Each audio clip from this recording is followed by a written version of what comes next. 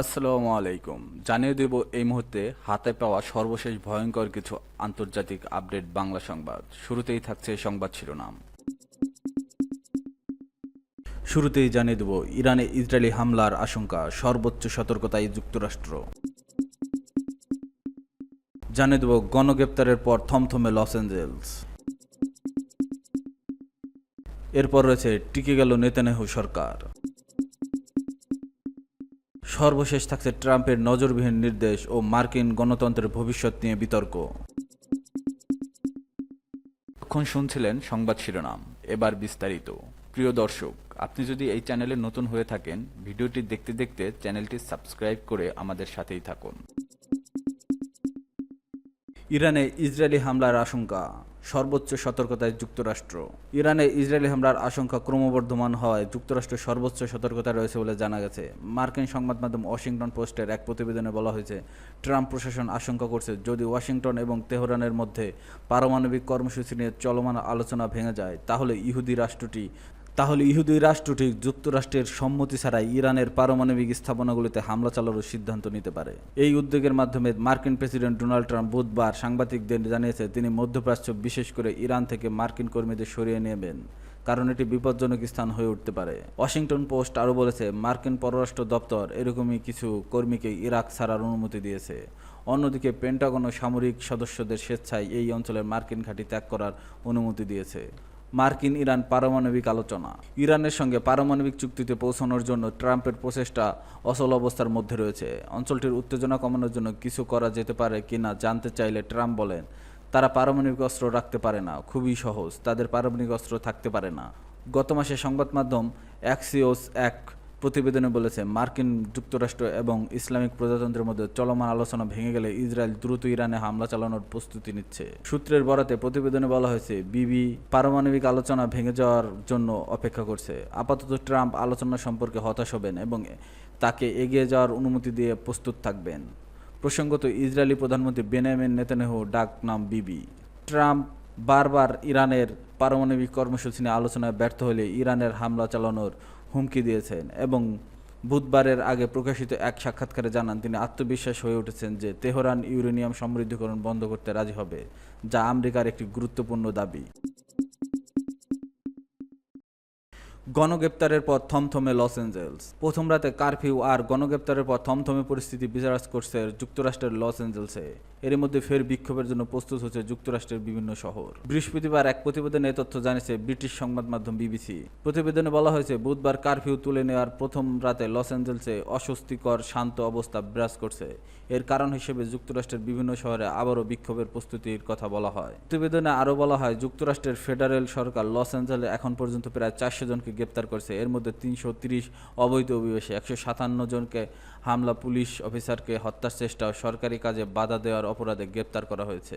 Federal প্রসিকিউটররা দুইটি পৃথক ঘটনায় পুলিশ অফিসারদের উপর মোলোটোভ ককটেল নিক্ষেপের দায়ে এখন পর্যন্ত 2 জনের বিরুদ্ধে অভিযোগ দায়ের করেছেন।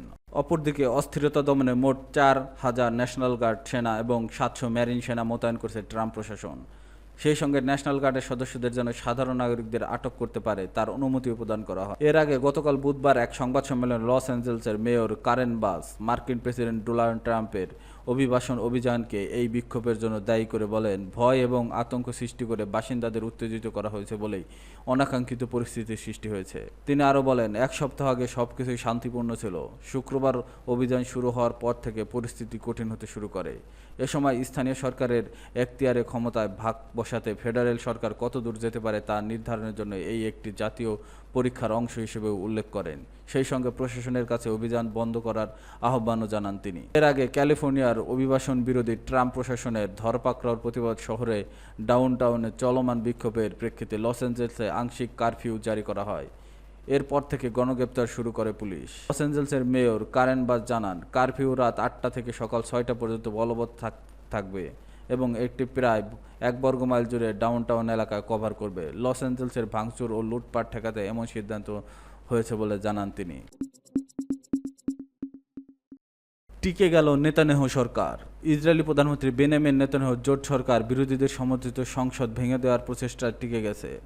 বৃহস্পতিবার 11 জুন ইসরায়েলি পার্লামেন্ট নেসেটে প্রাথমিক ভোটাভুটি হয়। প্রতিবেদনে এই তথ্য জানিয়েছে পাকিস্তানি সংবাদ মাধ্যম জিও নিউজ। প্রতিবেদনে বলা হয়েছে, নেসেটের 120 সদস্যদের মধ্যে 61 জন প্রস্তাবের বিরুদ্ধে ভোট দিয়েছে আর পক্ষে ভোট দিয়েছে 53 জন। মূলত বর্তমান সরকারে থাকা কিছু ইহুদি ধর্মপন্থী দল অতি গোড়া ইহুদি সেমিনার শিক্ষার্থীদের সেনাবাহিনীতে বাধ্যতামূলক কাজ করার ব্যাপারে ছাড় চাইছে। অপরদিকে নেসেটের কিছু আইন প্রণেতা ছাড়ের বিষয়টি সম্পূর্ণভাবে বিলোপ চাইছে।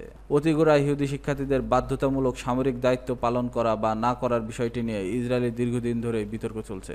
সম্প্রতি দখলদাররা গাজার হামাসের সঙ্গে যুদ্ধ শুরুর পর সেনাদের প্রয়োজন বাড়ছে। এর মধ্যে ডাক পড়েছে অতিগোড়া ইহুদি শিক্ষার্থীদেরও। এরপর বিষয়টি ইসরায়েলে বেশি আলোচিত হচ্ছে। এই অতিগোড়া ইহুদি সামরিক বাহিনী কাজ করা সংক্রান্ত আইন নিয়ে অচল অবস্থা তৈরি করেছে, যা নেতানিয়াহু সমাধানের চেষ্টা করছে, কিন্তু সমাধান না হওয়া বিরোধীরা এই বিলটি উত্থাপন করেছিল। টিকে গেল নেতানিয়াহু সরকার। ইসরায়েলি প্রধানমন্ত্রী বেনিয়ামিন নেতানিয়াহু জোট সরকার বিরোধীদের সমর্থিত সংসদ ভেঙে দেওয়ার প্রচেষ্টা টিকে গেছে। বৃহস্পতিবার 11 জুন ইসরায়েলি পার্লামেন্ট নেসেটে প্রাথমিক ভোটাভুটি হয়। প্রতিবেদনে এই তথ্য জানিয়েছে পাকিস্তানি সংবাদ মাধ্যম জিও নিউজ। প্রতিবেদনে বলা হয়েছে, নেসেটের 120 সদস্যদের মধ্যে 61 জন প্রস্তাবের বিরুদ্ধে ভোট দিয়েছে আর পক্ষে ভোট দিয়েছে 53 জন। মূলত বর্তমান সরকারে থাকা কিছু ইহুদি ধর্মপন্থী দল অতি গোড়া ইহুদি সেমিনার শিক্ষার্থীদের সেনাবাহিনীতে বাধ্যতামূলক কাজ করার ব্যাপারে ছাড় চাইছে। অপরদিকে নেসেটের কিছু আইন প্রণেতা ছাড়ের বিষয়টি সম্পূর্ণভাবে বিলোপ চাইছে। অতিগোড়া ইহুদি শিক্ষার্থীদের বাধ্যতামূলক সামরিক দায়িত্ব পালন করা বা না করার বিষয়টি নিয়ে ইসরায়েলে দীর্ঘদিন ধরে বিতর্ক চলছে।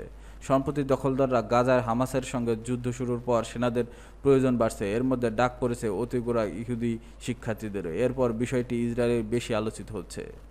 এই অতিগোড়া ইহুদি সামরিক বাহিনী কাজ করা সংক্রান্ত আইন নিয়ে অচল অবস্থা তৈরি করেছে, যা নেতানিয়াহু সমাধানের চেষ্টা করছে, কিন্তু সমাধান না হওয়া বিরোধীরা এই বিলটি উত্থাপন করেছিল।